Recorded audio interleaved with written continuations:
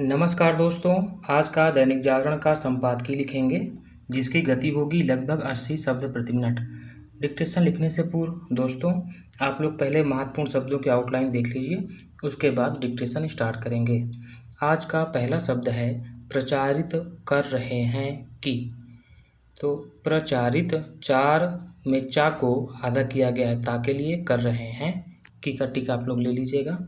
उच्च जातियों, आधिपत्य, दलित, पिछड़ी जातियों, हाशिए पर, गुमराह, मलिन कर रहे हैं, बक्स, जाति, पंथ, भेदभाव पहले भाग को आधा किया गया है दा के लिए, जाने अनजाने,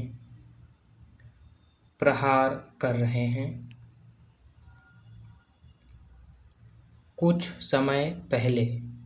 अगर हम टिक नहीं लेंगे पा के बाद तो इसको पढ़ लेंगे कुछ समय बाद। फटकार फा को आधा किया गया है टा के लिए, सामना करना पड़ा था। सार्वजनिक जीवन, कहते रहते हैं कि। तो इसमें पहले ता को बड़ा किया गया है, दुगना किया गया है रहा रही रहे के लिए, अगला ते हैं कि, तो कहते रहते हैं कि। प्रभुत्व त्वा का फॉर्म यूज किया गया है। प्रतिनिधित्व इसमें भी त्वा का फॉर्म यूज किया गया है। जातिगत जा को आधा किया गया ता मिला, गा को आधा किया गया फिर ता मिला, तो जातिगत जनगणना ले लिया गया है। करते रहते हैं, मनमोहन सरकार। सच्चर कमेटी, कमेटी के लिए टा से काटा जाता है। नहीं हो सका तो इसको आप नहीं होगा भी पढ़ सकते हैं, या फिर बड़ा सर्किल बनाएंगे तब होगा पढ़ेंगे, छोटा रहेगा तो फिर सा का काम करेगा, तो सका हो का हमने यहाँ लोप कर दिया है, आप बना भी सकते थे। कुछ समय से। अगला शब्द है पक्षधर, पा को आधा किया गया है। साबित करने में, बा को आधा किया गया है ता के लिए। आरक्षण, प्रबल विरोध, एक दूसरे के खिलाफ, यहाँ लिखा गया है एक दूसरे के खिलाफ और पढ़ेंगे एक दूसरे के खिलाफ। बात यह है कि, बा को आधा किया गया ता के लिए। ऐसा करते हुए, ऐसा ऐसा का सब चिन्ह। जातीय, ता के आंकड़े में ही यह लगा दिया गया है जातीय। वय मनुष्य, हमने आउटलाइन बनाई वय मनुष्य, लेकिन लिखेंगे वय मनुष्य। चलिए अब आप लोग तैयार हो जाइए 80 शब्द प्रति मिनट की गति से डिक्टेशन को लिखने के लिए।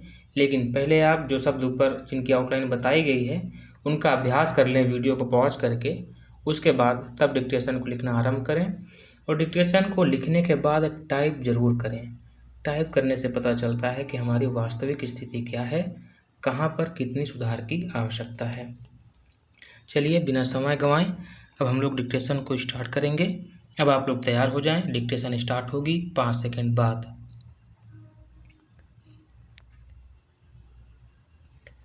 स्टार्ट। राहुल गांधी एक लंबे समय से यह प्रचारित कर रहे हैं कि देश के विभिन्न क्षेत्रों में उच्च जातियों का आधिपत्य है और दलित पिछड़ी जातियां हाशिए पर धकेल दी गई हैं। गत दिवस बिहार में उन्होंने यह भी कह दिया कि यही स्थिति सेना में भी है। उनकी माने तो उच्च जातियों के 10% लोगों ने सेना पर नियंत्रण कर रखा है। पहला प्रश्न तो यही उठता है कि उन्हें यह कैसे पता चला, और दूसरा यह कि आखिर 10% लोगों का सेना पर नियंत्रण होने का क्या मतलब। वे ऐसे बयान देकर न केवल लोगों को गुमराह कर रहे हैं बल्कि सेना की छवि भी मलिन कर रहे हैं। कम से कम उन्हें सेना को तो बख्श देना चाहिए जिसमें जाति पंथ आदि के लिए कोई स्थान नहीं। कोई भी यह नहीं कह सकता कि सेना की भर्ती में किसी तरह का भेदभाव होता है। यह ठीक नहीं कि राहुल गांधी जाने अनजाने सेना की साख पर प्रहार कर रहे हैं। लगता है वे यह भूल गए कि कुछ समय पहले सेना को नीचा दिखाने वाले अपने बयान के लिए उन्हें किस तरह सुप्रीम कोर्ट की फटकार का सामना करना पड़ा था। यह विचित्र है कि राहुल गांधी सार्वजनिक जीवन के विभिन्न क्षेत्रों का उल्लेख कर यह तो कहते रहते हैं कि वहाँ 10% की हिस्सेदारी वाली उच्च जातियों का प्रभुत्व है, लेकिन यह नहीं स्पष्ट करते कि खुद कांग्रेस के विभिन्न संगठनों में दलित पिछड़ी जातियों का कितना प्रतिनिधित्व है। राहुल गांधी की समझ से असमान प्रतिनिधित्व का एकमात्र उपाय जातिगत जनगणना है। हालांकि जातिगत जनगणना कराने का फैसला ले लिया गया है, लेकिन उन्हें इतने से ही संतोष नहीं। वे इसकी गिनती भी चाह रहे हैं कि किस क्षेत्र में किस जाति के कितने लोग हैं। क्या इससे वह असमान प्रतिनिधित्व दूर हो जाएगा जिसकी चर्चा राहुल गांधी करते रहते हैं। इसकी अनदेखी नहीं की जा सकती कि मनमोहन सरकार के समय सच्चर कमेटी के जरिए यह जानने की चेष्टा की गई थी कि सेना में कितने मुस्लिम हैं। सेना की आपत्ति के बाद ऐसा नहीं हो सका।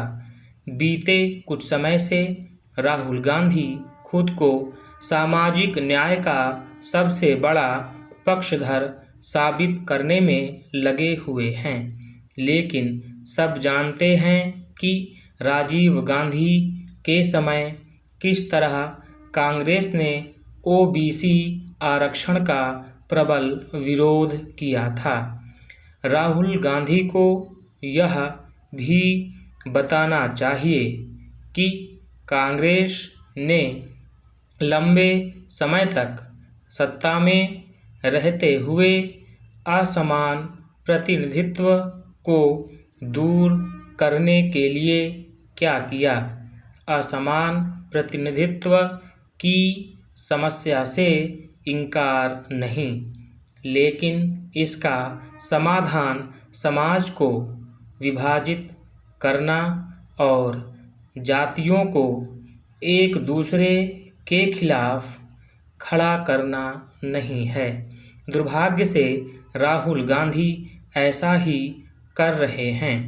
इससे भी खराब बात यह है कि वे ऐसा करते हुए जातीय वैमनस्य को भी हवा दे रहे हैं। स्टॉप।